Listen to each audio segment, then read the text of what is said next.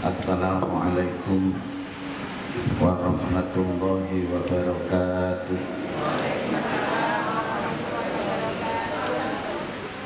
Bismillahirrahmanirrahim. Alhamdulillahi rabbil alamin. Wassalatu wassalamu ala asyrafil anbiya'i wal mursalin Sayyidina wa maulana Muhammadin wa ala alihi wa sahbihi ajma'in, amma ba'du. Para alim ulama yang saya hormati, Bapak Direktur Rumah Sakit Ibnu Sina, Dr. Soni, yang saya hormati. Ada yang di sini yang saya kenal itu Dr. Fakhri. Alhamdulillah kemarin pas 7 hari wafat abah beliau, saya bisa hadir dan bisa berkenalan. Itu perkenalan yang pertama. Alhamdulillah sekarang bisa kenal. Ini yang saya kenal lagi itu ada Dr. Irma, Bu. Ya, saya dari Bunga, Bu. Katibnya Pak Zainuri. Saya kenal Dr. Irma ini juga punya kesan 2019 saya berobat, ya. Karena kalau berak itu mesti berbarengan dengan darah. Bu Irma masih ingat atau enggak? Ya. Waktu itu saya sambat bahwa kalau berak mesti ada darahnya, Bu. Tapi saya minta obat yang kira-kira itu enak terus bisa sembuh. Gimana, Dok? Saya bilang, aku, Bu, mau umroh saja, Bu. Ya bilang dulu. Alhamdulillah 2019 akhir pas pandemi bisa umroh, ternyata mampet sendiri, Bu. Lah itu ceritanya di Madinah waktu ada buka bersama hari Senin, biasanya kan ada itu, ada minuman yang pahit itu. Saya minum, alhamdulillah sampai sekarang. Setelah itu kok mampet sampai sekarang. Ternyata obatnya alhamdulillah. Bapak-bapak, ibu-ibu semuanya yang dirahmati oleh Allah Subhanahu wa taala. Sungguh saya tak mengira dapat amanah dari Ketua MUI Pak Yai Mansur Shodiq untuk datang di sini. Sekaligus saya bisa bersilaturahim dengan seluruh yang bertugas di Rumah Sakit Ibnu Sina ini. Semoga silaturahim ini bisa menjadikan dapatnya keberkahan untuk kita semuanya. Allahumma amin. Ibu bapak rahimakumullah, puasa kita saat ini adalah hari yang ke-18 atau yang mulai hari Sabtu, ya berarti yang ke-19. Ibadah, seluruh ibadah yang diperintahkan oleh Allah untuk kita sebagai hambanya itu mempunyai sebuah tujuan.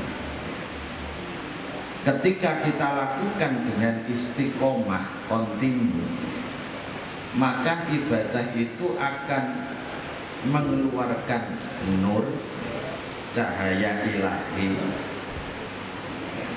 Semakin banyak, semakin kontinu kita melakukan, maka hati kita itu akan terisi dengan cahaya nur ilahi setiap hari. Lah ini yang ada positifnya dalam hati kita, sehingga ruh dari ibadah itu akan menjaga diri kita ketika melakukan sebuah larangan Allah. Secara otomatis kita akan tidak bisa melakukannya karena ada ruh cahaya ibadah yang kita lakukan dalam sehari-hari tersebut. Saya mengisahkan begini, dulu zamannya Bani Israel itu ada seorang pemuda yang ahli ibadah. Beliau membuka surau untuk ibadah khususnya itu, sholatnya dan lain sebagainya, ya. bahasa Jawanya ya apa yang mencil, atau bahasa Arabnya itu, bahasa sufinya itu uzlah, menyendiri untuk beribadah. Lah di desa sebelahnya itu ada perempuan yang buka praktek, orangnya cuek sekali, pokoknya suwahyu tenanan. Lah pemuda ini akhirnya dia tergiur, orang-orang kok semuanya kok do memuji perempuan yang penggoda itu, gimana sih wajahnya, dia ingin tahu. Akhirnya dia sambil curi-curi, dia tahu pengen orangnya mana, tahu ternyata memang cantik gitu loh, memang cantik, sehingga akhirnya dia tidak bisa mengendalikan nafsunya, tidak bisa menguasai, ingin kumpul dengan wanita tersebut. Lah ternyata karena memang cantik, harganya mahal, dia tidak punya dana, sehingga apa yang dimiliki dijual, sawahnya dijual, kebunnya dijual, dalam rangka kepingin kumpul sama si perempuan tadi. Singkat cerita, akhirnya laki-laki si pemuda ini sudah ke situ, uangnya sudah dibayarkan, hasil jual tanahnya itu sudah di rumah, sudah di kamar, pintunya sudah dikunci. Nah, akhirnya si perempuan itu ketika pakaiannya dibuka, iki si pemuda ini gak malah terus semangat, enggak, tapi malah ngelimpet, bahasanya Jawa, enggak ada nafsu untuk ke sana, badannya itu gerodok, sehingga apa kaget ya, kaget ketemu wong ayu, tapi ternyata enggak, badannya ini gerodok sehingga dia enggak berani untuk meneruskan. Karena apa? Dalam hatinya ini tertanam rasa khauf, rasa takut kepada Allah, muncul seketika, sehingga abangannya tidak ada nafsu untuk ke sana. Dia mohon izin, mbak, aku gak gelem, pokoknya aku minta pulang saja. Nah terus duitnya sampean ini gimana? Wis lapek-peken, aku wis ora arep pulang, mari ke surau nyaman, baca istighfar dengan berulang-ulang kali minta ampun kepada Allah Subhanahu wa ta'ala. Loh, ternyata nur cahaya ilahi yang muncul dari ibadahnya dalam setiap hari itu menjaga dirinya dari melakukan sebuah perzinahan. Loh, barokahnya si perempuan tadi dengan kejadian itu malah dia sadar, ya Allah, dalam kurun waktu yang begitu lama saya sudah melayani beberapa, hampir puluhan tamu, aku ini apa, sadar. Sehingga waktu itu dia langsung, kira-kira plakatnya yang di depan rumah buka 24 jam langsung diambil, sudah tidak buka praktek lagi. Kemudian berencana mau mengembalikan uangnya itu kepada si pemuda tadi, dia mau taubat kepada Allah Subhanahu wa ta'ala. Ketika pemuda itu dicari, di musolanya diketuk, lah barang ketika buka pintunya ya kaget lagi, kemarin sudah mau kejadian gak mau, malah sekarang datang. Nah, seketika itu juga pemuda itu karena kaget terkejut dia meninggal dunia. Lah si perempuan tadi ini akhirnya dinikahi oleh saudaranya dan membuahkan keturunan yang soleh solehah, karena bibitnya memang sudah baik secara batin. Keduanya sudah bertobat kepada Allah Subhanahu wa ta'ala. Ibu bapak rahimakumullah, Nabi Yusuf ketika digoda oleh Ibu Zulaikha dalam surat Yusuf sampai baju belakangnya robek, dia tidak mau meneruskan, padahal dia sudah di rumah. Lah itu adalah ruh-ruh ibadah yang kita lakukan sehari-hari. Nah, ruh ini keluar melindungi diri kita ketika mau melakukan apa yang dilarang oleh Gusti Allah. Oleh karena itu kita berharap bahwa puasa yang kita lakukan ini betul-betul bisa menumbuhkan ruh ilahi dalam hati sebagai pengontrol dalam kehidupan kita sehari-hari. Katakanlah bahwa ketika pagi subuh tarhim kita sudah niat nawaitu shauma ghadin, besok saya puasa, berarti siang ini meskipun ada makanan apapun kita juga tidak akan menyentuhnya karena sudah kita berikhtiar kepada Allah dengan niat itu untuk berpuasa.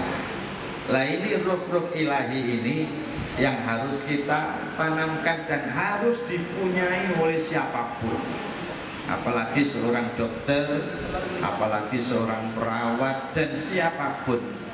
Makanya ketika Sayyidina Umar radhiyallahu anhu melakukan perjalanan haji dari Madinah ke Mekah, beliau menjumpai seorang budak yang sedang mengembala kambing, anak kecil. Kebetulan Umar dan rombongannya ini perbekalannya habis. Dia mau minta beli kambingnya satu. Ternyata si anak kecil ini ketika diminta untuk dibeli kambingnya, dia bilang, ini bukan kambing saya Bapak, tapi kambing tuan saya. Si Umar menggoda, lah itu tuanmu kan tidak tahu, bilang aja dimakan serigala, kemudian jual kepada kami semuanya. Marah si kecil, anak kecil marah. Mana si Umar dimaki-maki, Bapak ini gimana? Meskipun tuan saya tidak tahu, tapi Allah Maha tahu. Nangis Umar, dirangkul anak kecil tersebut, cari tuannya, kemudian dibebaskan dari perbudakan, dibeli, kemudian dimerdekakan. Ini bulan yang mulia karena memang di Ramadan itu adalah bulan diturunkannya Al-Quran. Lah Al-Quran itu mulianya seperti apa? Kalau kita telaah dan kita sebenarnya kadang tidak sadar bahwa Al-Quran itu adalah satu-satunya mukjizatnya baginda Rasulullah Muhammad Sallallahu Alaihi Wasallam yang sekarang ini masih ada. Banyak mukjizatnya Kanjeng Nabi, beliau bisa membelah bulan. Abu Jahal itu minta, Muhammad kalau engkau Nabi dan Rasul, tolong bulan purnama itu belah dengan jarimu, kemudian yang belahnya itu panggil, taruh di jari tanganmu. Loh, seperti itu Rasulullah melakukan. Sholat 2 rakaat, bulan kemudian dibelah, dipanggil bulannya, ini berada di jari-jarinya. Tapi kita kan hanya tinggal mendengarkan ceritanya saja, kisahnya saja. Waktu perang Khandaq, perang Khandaq itu perang yang terjadi di Madinah, perang yang ketiga dengan kaum kafir Quraisy Mekah. Rasulullah memutuskan untuk bertahan di kota Madinah. Atas usulan Salman Al-Farisi membuat parit penghadang semacam got yang panjang, kita kira-kira kuda itu tidak bisa melompat, sehingga kerja bakti untuk gali parit itu. Tapi tanah yang di Madinah itu gak seperti tanah di Gresik. Kalau kita haji atau umroh, kita lihat bagaimana bebatuan di sana, bagaimana tanah di sana, sehingga sampai dilukiskan Rasulullah itu waktunya juga musim peceklik, pakai sabuk. Lah sabuknya ini diganjal batu karena perutnya yang tidak terisi makanan. Begitu perjuangan Rasulullah. Jabir bin Abdullah melihat Rasulullah seperti itu, gak mentolong, gak tega, pulang ke rumah, bilang pada istrinya, Dek, punya apa di rumah? Tidak ada apa-apa Mas, cuman ada ini gandum 1 liter, ya tolong masak. Saya ingin memberi makan Rasulullah, saya tidak tega melihat kondisi Rasulullah. Dimasak 1 liter gandum. Ketika sudah masak, kemudian Jabir mendatangi Rasulullah, ya Rasulullah, monggo ke rumah saya makan. Wataknya Rasulullah gitu, tidak terus pergi sendiri, tidak. Tapi semua sahabat diajak, sahabat semuanya dapat undangan makan dari Jabir. Semuanya sahabat bahagia. Ada yang memberikan masak, ada makanan. Tapi si Jabir ini ketika di komando sahabat yang lain untuk datang, dengar-dengar cuman 1 liter. 1 liter yang diundang beratus-ratus sahabat. Lah begitu Rasulullah dah tenang saja. Pokoknya syaratnya satu, nanti yang ngambil makanan dari priuk itu pokoknya saya. Subhanallah. Semua sahabat membawa piring, Rasulullah yang nyiduk ngambil makanan dari priuk gandum 1 liter itu. Ratusan sahabat waktu itu semuanya bisa merasakan kenyang. Lah, mukjizat semacam ini kan hanya tinggal kisah. Hanya kisah, kita mendengar kisah-kisah saja. Lah, beruntunglah saat ini kita itu diwarisi mukjizat satu-satunya, yaitu wujud kitab suci Al-Quranul Karim. Makanya sebagai pendekatan terhadap cinta Al-Quran itu, kita harus mengkondisikan waktu, paling tidaklah di tengah kesibukan kita itu, untuk membaca Al-Quran. Saya sangat setuju sekali dan bangga, merasa berterima kasih, merasa ikut diewangi bahwa di rumah sakit ini mengadakan lomba musabaqah tilawah atau hifdzil Quran. Kulo acungi jempol, merasa saya dibantu betul kali dengan semuanya. Ibu bapak rahimakumullah, banyak kemukjizatan Al-Quran, dan itu kalau dikupas di sini tidak akan bisa habis dari kemukjizatan Al-Quran. Dari segi susunan bahasanya. Lah kalau saya itu di rumah Bu, kalau jenengan mungkin ngobati orang yang sakit dohir kan gitu. Kalau saya di rumah itu tamunya itu macam-macam. Nah obatannya apa? Pengobatan dari Al-Quran itu. Ya Alhamdulillah, saya ini kan termasuk orang yang diamanahi hafal Al-Quran 30 juz. Jadi saya tahu di antara ayat-ayat ini digunakan untuk apa. Macam-macam orang datang itu, macam-macam. Ada yang apa itu datang, cak, yang itu cak, gitu, cahan. Ada apa? Ini suami saya itu kok begini, kurang respon, kurang tergoda ini dan lain sebagainya. Ini akhirnya tak kasih. Di Al-Quran itu ada ayat semacam ini.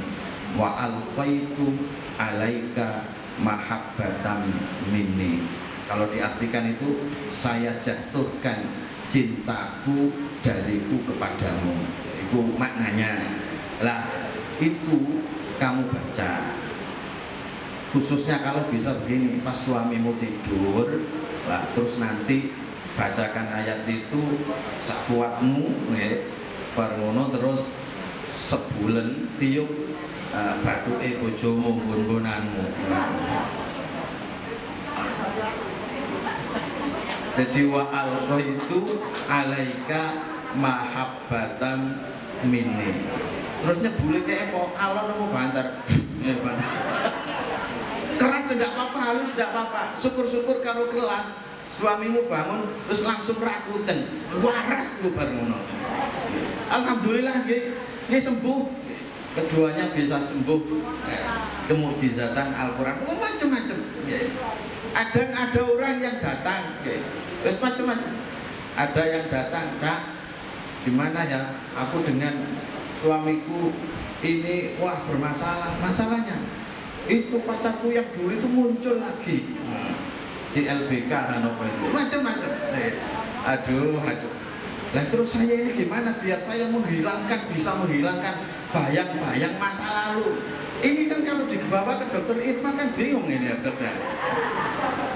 Sambat loro, jadi awake lemes, tapi kan gak ngerti disambati apa. Ternyata pikirannya ini ada kenangan masa lalu yang sangat mengganggu. Kira-kira penyakit begini digawan Ibnu Sina, dokternya bingung saya kira. Alhamdulillah dibawa ke sana ke saya. Tak bilangin di Al-Quran itu ada ayat begini, hadza firaqu baini wa bainik. Ya, ini adalah perpisahanku dan perpisahanmu. Ini baca 33 kali setelah sholat. Bayangkan bahwa siapa yang mengganggu di bayanganmu itu sudah jeret. Alhamdulillah wis gak balik maneh karo bojone dadi rukun.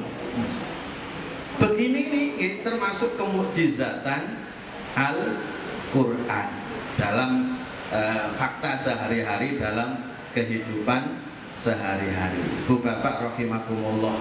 Oleh karena itu, bila Al-Quran itu dibaca dengan istiqomah, akan mendatangkan kemaslahatan dan kedamaian di dalam hati kita. Umpama panjenengan hafal, katakanlah surat Tabarok juz 29 itu ini. Tabarakalladzi biyadihil mulku wa huwa ala kulli syai'in qadir. Alladzi khalaqal mauta wal hayata liyabluwakum ayyukum ahsanu amala wa huwal azizul ghafur, sampai akhir. Itu mudah untuk dihafalkan, mudah, itu enggak sulit karena apa, sama-samanya itu cuma sedikit. Quran itu dihafalkan sulit itu ketika ada ayat-ayat yang serupa. Makanya kadang baca Yasin gak tekan Yasin, baca Kuliah kadang butum gak mari-mari. Akhirnya sing guri sing makmume lha iki kok wala antum abiduna ma'abud, lakume iki kapan? Gak iso ngakhiri. Nah, oleh ngakhiri kapan? Ya dilingno teko buri. Nah, itu Quran itu sulitnya itu di situ. Makanya kalau menghafalkan itu ya berarti harus ada cara khusus. Dan cara khusus itu yang mengetahui otomatis orang yang pernah menghafalkan Al-Quran. Makanya ya harus diberikan gurunya itu kepada guru tahfidz Quran. Karena memang Al-Quran itu harus butuh sanad. Sanad itu istilahnya gurunya dari mana. Kalau saya Fathan dari Abdullah Umar Semarang, dari Arwani Kudus, dari Munawir Krapyak Jogja, dan seterusnya sampai kepada baginda Rasulullah Muhammad Sallallahu Alaihi Wasallam. Jadi Al-Quran itu memang mutawatir, harus semacam itu, harus ada guru pembimbing khususnya. Ya. Ibu bapak rahimakumullah, tabarok itu kalau orangnya hafal atau mungkin tidak hafal tapi dibaca istiqomah, itu dijamin, kata Rasulullah di kitab Ibnu Katsir itu jelaskan bahwa dia tidak akan mendapatkan siksa kubur. Makanya di situ dikisahkan ada orang kelakuan tidak baik, terus katanya beling lah, tapi dia istiqomah baca surat Tabarok. Orang ini meninggal, ya, akhirnya ketika di alam barzakh itu tak bisa menjawab pertanyaan mungkar dan nakir, disiksa. Loh, ternyata dari badannya itu muncul sesuatu yang dia tidak mau disiksa, sehingga terjadilah pertengkaran. Nah, terbarang tersebut adalah surat Al-Mulk itu, sampai yang menjadi juru pengadil hakimnya adalah Allah Subhanahu wa Ta'ala. Di hadapan Allah ternyata malaikat mungkar dan nakir itu dikalahkan, karena mungkar nakir itu adalah makhluk, sedangkan tabarok itu min Qur'anil azim. Al-Quran itu adalah kalamullah. Kalamullah itu qadim, kedudukannya lebih tinggi Al-Quran daripada malaikat, sehingga orang yang hafal surat Tabarok tersebut dibebaskan dari siksa kubur. Ibu bapak rahimakumullah, begitu mulianya Al-Quran, sehingga Ramadan menjadi bulan yang mulia karena wujudnya Al-Quran. Kota Madinah itu sebetulnya ya kota, tapi di situ menjadi kota yang mulia karena di situ ada makam Rasulullah Muhammad Sallallahu Alaihi Wasallam. Kota Mekah juga sama, ini kota biasa asalnya, tapi di situ karena ada Baitul Haram, ada Ka'bah, sehingga Makkah menjadi Makkatul Mukarramah. Roma. Oleh karena itu kita berharap bahwa puasa yang kita lakukan ini betul-betul bisa membuahkan sebuah hasil yang maksimal. Di antara tujuan puasa intinya itu adalah la'allakum tattaqun. Paling tidak ada beberapa pembelajaran dari puasa itu. Di antaranya bahwa puasa itu ternyata kita diatur untuk disiplin makan. Alhamdulillah dengan puasa begini orang seperti saya ini menjadi sehat, Bu. Kalau karena di hari-hari biasa itu godaannya adalah makanan. Dari sini diundang sini, dimasaknya semua enak. Begitu setelah beda sini, masak meneh, mangan meneh. Itu godaan kiai ku nang kono iku. Puasa gini akhirnya semuanya steril semuanya. Pola hidup sederhana bisa kita lakukan. Kita kan diingatkan oleh Allah. Sebetulnya rezeki kita itu dijatah oleh Allah. Berapa rezeki kita itu? Ya sebesar yang kita makan dan kita minum satu piring itu. Makanya ketika kita buka umpama ada es glewa, ada es campur, ada es degan, ada es macam-macam es. Kira-kira bisakah semuanya diminum? Paling satu gelas sudah. Masakan yang bermacam-macam umpamanya ada rawon, ada soto, paling satu piring ya sudah. Nah itulah kebutuhan kita. Bila itu sudah dicabut oleh Allah berarti rezeki kita sudah habis. Nah kapan dicabutnya? Ya ketika satu air sudah tidak bisa tertelan lagi. Dan masa seperti itu suatu saat akan kita alami. Ketika makan sudah tidak bisa masuk lagi. Ya, dengan semuanya dokter mesti paham masa semacam itu. Lah apa yang bisa bermanfaat ketika itu? Ya kembali lagi bahwa nur ilahi ketika dia bekerja dengan sendirinya, maka lisan ini akan mudah untuk mengucapkan kalimat jalalah Allah atau la ilaha illallah. Dulu saya pernah gini cerita, adik saya itu pernah kecelakaan. Kecelakaan waktu itu di sini tidak tanggung, dirujuk ke Karangjangan karena waktu itu tahun berapa? 2009-96. Ya, saya punya pengalaman batin. Adik ini juga ngafalkan Quran, ngafalkan Alfiyah dan lain sebagainya. Lah di bawah alam sadarnya itu, ngomelnya itu, itu ngaji, pujian-pujian, Alfiyahnya dilalak seperti itu. Lah di sebelahnya itu lain. Ya misalnya kalau disebutnya sini itu tidak bagus ya. Jadi di sama kecelakaan juga, tapi ucapannya ini ya situ bahasa itu dikata-kata hancur diroroni itu terus sampai saya itu kering. Lah kalau dalam masa semacam ini ya gimana ya?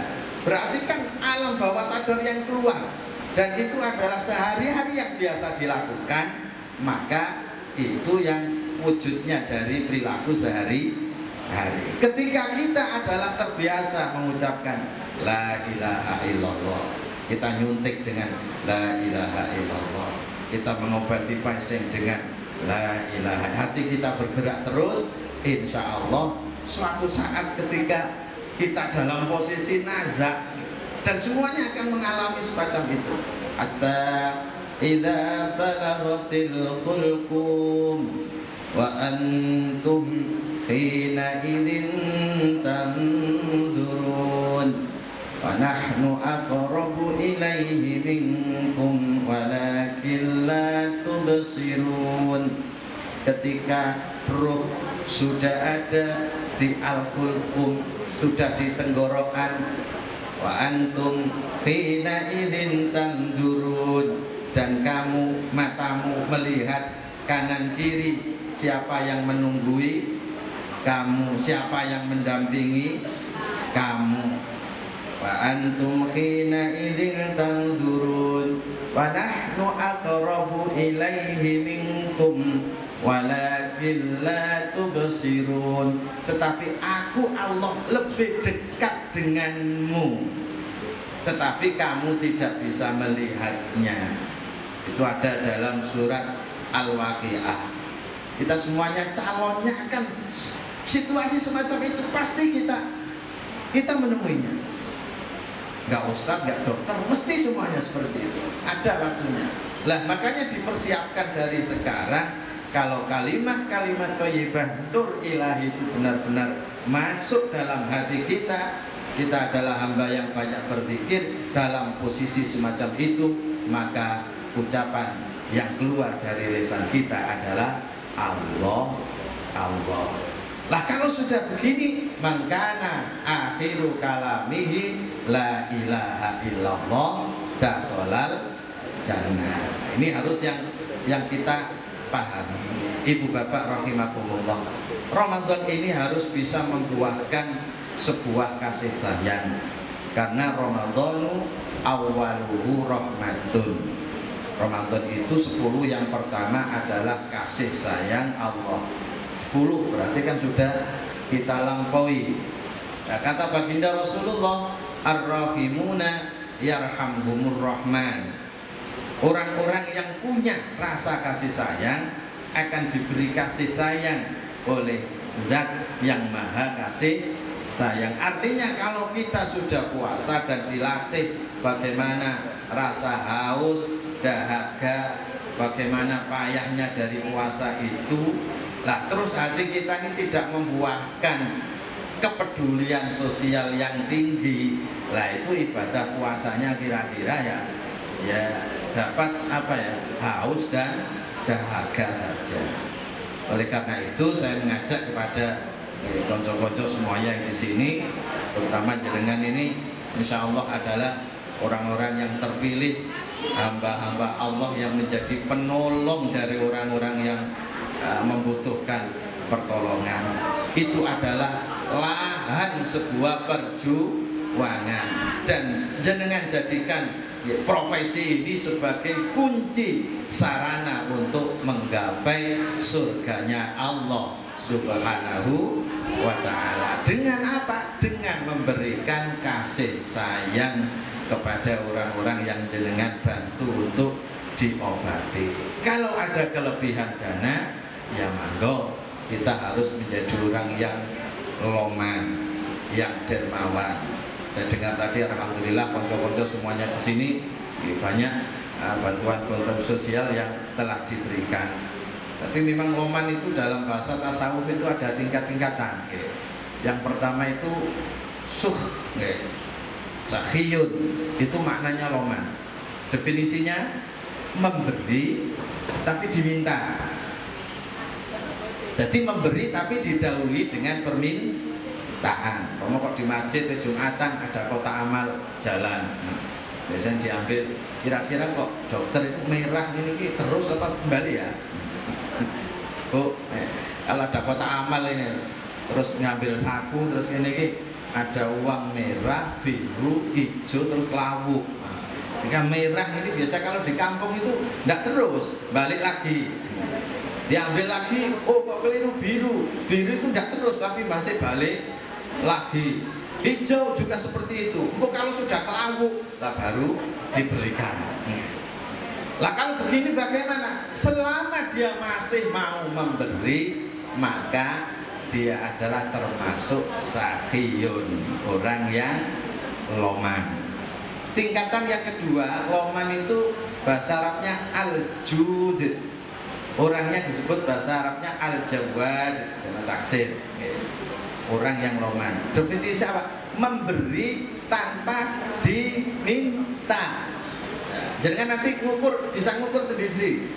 Kedermawanan saya itu di tingkatan yang keberapa? Al-jud al-jawad. Orangnya namanya al-jawad. Memberi tanpa diminta. Jenengan dokter dapat wah suang banyak katanya di sini, jenengan melimpah, anak buah saya mangan kabeh wis.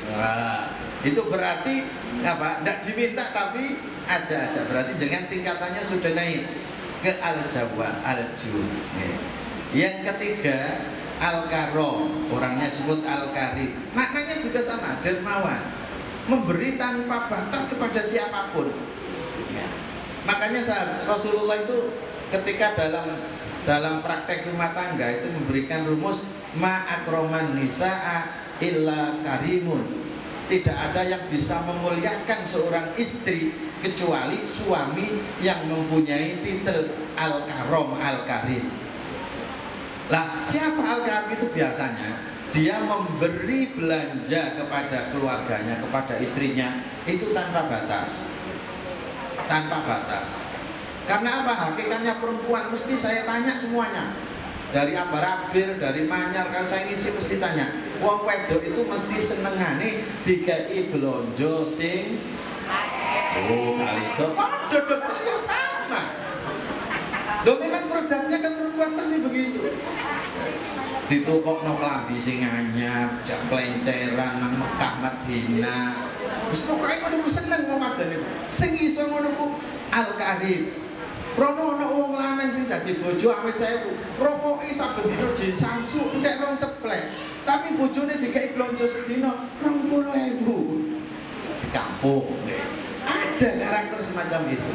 Lah siapa Loman Al-Karim memberi tanpa batas? Di antara contohnya Syekh Abdul Qadir Al-Jailani. Beliau punya tetangga tiap hari menyakiti, ngelarak nih. Suatu saat sakit, loh tanya kepada tabib waktu itu harus mengkonsumsi hatine untoh nih. Kurang tahu saya. Kalau di sana kan hatine untoh dijual katanya bisa jadi obat. Harus mengkonsumsi itu selama 40 hari. Loh, orang seperti itu tiap hari menyakiti, ya. Ternyata harus mengkonsumsi hatinya unta dan dia tidak mampu untuk membeli itu. Syekh Abdul Qadir tiap hari itu membeli unta demi memuliakan tetangga, hakurja. Disembelih tiap hari selama 40 hari. Hatinya diberikan kepada orang tersebut, kemudian dagingnya diberikan, diinfakkan kepada fuqara masakin yang membutuhkan. Coba kok dihitung, regane unta padha karo sapi 10 juta ping 40. Iku wis oleh piro? 400 juta ya? 400 juta itu rebon baru ya? Rebon baru Fortuner second sidik-sidik 2019 wis oleh. Dalam rangka memberi orang yang tiap hari menyakiti hatinya. Nah, jadi kenapa sudah pada tingkatan ini? Kurang tahu saya. Diukur sendiri-sendiri nanti bisa. Yang terakhir tingkatan yang paling tinggi itu namanya al-insan. Dalam Al-Quran sudah dapat ada wa yunfiruna ala anfusihim walau kana bihim khassasah. Memberi kepada orang lain walaupun dirinya sendiri sangat-sangat membutuhkan. Contohnya ya sahabat Kanjeng Nabi ketika Rasulullah sedang berdakwah ini, ada orang tamu dari luar. Ya Muhammad, saya minta makan. Loh, begitu kan Nabi cari makan di rumahnya tidak ada, tanya istrinya tidak ada. Kemudian ditawarkan kepada sahabat yang lain, siapa yang mau menjamu tamunya Muhammad? Saya kan dengan Nabi, bawa pulang. Di rumah tanya istrinya, "Dik, ada apa?" "Tidak ada apa-apa mas." "Lah piye? Aku ini sudah sanggup untuk menghormat tamunya Rasulullah." "Enggak ada apa-apa." "Ada bubur mas, cuma 1 piring. Ini makanan anak kita." Wis gini aja. Anaknya nanti dimomong dilaleke lah, bubur iki ayo disuguhke tamu. Ya tapi 1 piring. Gini saja, nanti lampu yang di ruang tamu itu kalau sudah saya matikan, lah bubur yang ada di piring yang ada, piringnya ada buburnya itu berikan ke tamu. Lah saya hormat nanti beri piring kosong. Ya sampai seperti ini. Akhirnya monggo ketika lampu sudah dimatikan, bubur sudah disiapkan, si sokibur bed makan piring kosong, ya cuman ngelep-ngelep itu gitu. Saya ya Pak ya bubur ya, alhamdulillah monggo Pak. Tamu nih sing wareg, tapi sekeluarga semuanya satu malam kelaparan. Nah ini contoh sahabat dari Rasulullah, sehingga pagi-pagi orang tersebut disapa Kanjeng Nabi sambil senyum-senyum. Ada apa Kanjeng Nabi? Tamuku wingi lho mbok apake? Tamuku yang kemarin itu loh, kok jamu apa? Kenapa Kanjeng Nabi? Jibril itu sampai mengsem-mengsem, senyum-senyum menceritakan tentang bagaimana penghormatanmu terhadap tamu.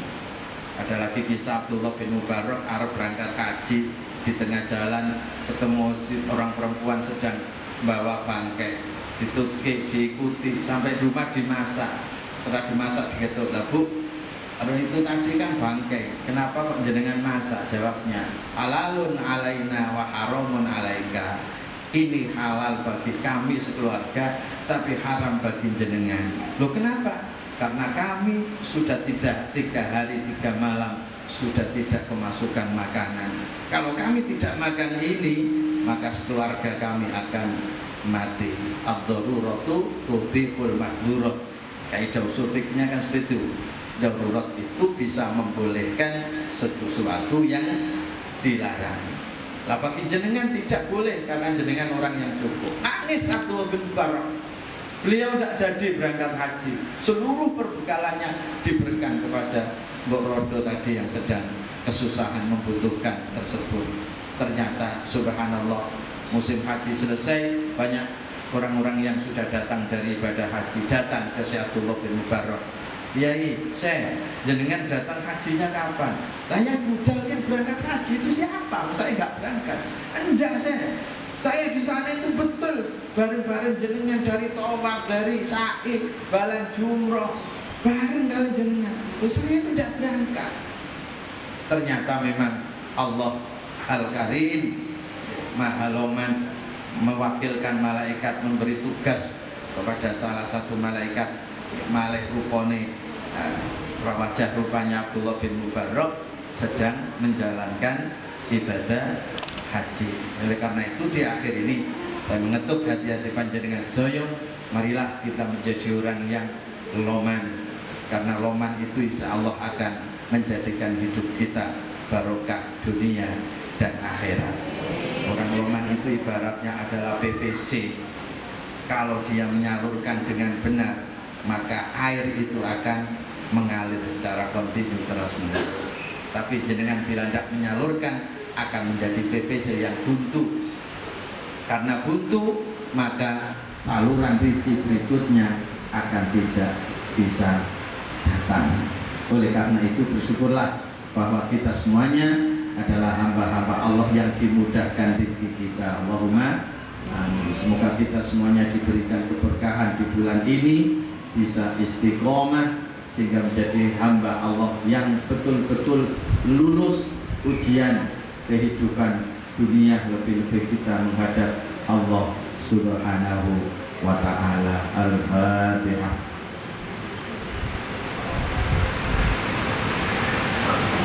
Bismillahirrahmanirrahim. Allahumma shalli ala sayyidina Muhammadin wa ala alihi wa sallam. Alhamdulillahi rabbil alamin. Allahumma ighfir lana dhunubana wa liwalidina warhamhuma kama rabbayana shaghira. Allahumma yassir lana umurana wa hasil maqasidana wa la tu'assir alaina fid dini dunya wal akhirah innaka ala kulli syai'in qadir. Rabbana anzil alaina ma'idatan minas sama' takunu lana 'idan li awwalina wa akhirina wa ayatan minka warzuqna wa anta khairur raziqin. Allahumma a'inna ala dzikrika wa syukrika wa husni ibadatik. Allahumma inna nas'aluka nafsan mutma'innah tu'minu bi liqa'ik wa tardo bi qada'ik wa taqna'u bi ata'ik. Allahumma inna nas'aluka ma sa'ala bihi nabiyyuka Muhammadun sallallahu alaihi wasallam wa na'udzu bika min syarri ma sta'adza bihi nabiyyuka Muhammadun sallallahu alaihi wasallam. Rabbana zalamna anfusana wa illam taghfir lana wa tarhamna lanakunanna minal khasirin. Rabbana la tuzigh qulubana ba'da idh hadaitana wa hab lana min ladunka rahmah innaka antal wahhab. Allahumma khtim lana bi husnil khatimah. Allahumma khtim lana bil imani wal islam. Rabbana taqabbal minna innaka antas samiul alim. Rabbana taqabbal minna salatana wa siyamana wa qiyamana wa ruku'ana wa sujudana wa tadarru'ana bi rahmatika arhamar rahimin. Rabbana atina fid dunya hasanah wa fil akhirati hasanah wa qina adzabannar. Wa sallallahu ala sayyidina Muhammadin wa ala alihi wa sahbihi wasallam. Walhamdulillahi rabbil alamin. Al-Fatihah. Hadanallahu wa iyyakum ajma'in. Assalamualaikum warahmatullahi wabarakatuh.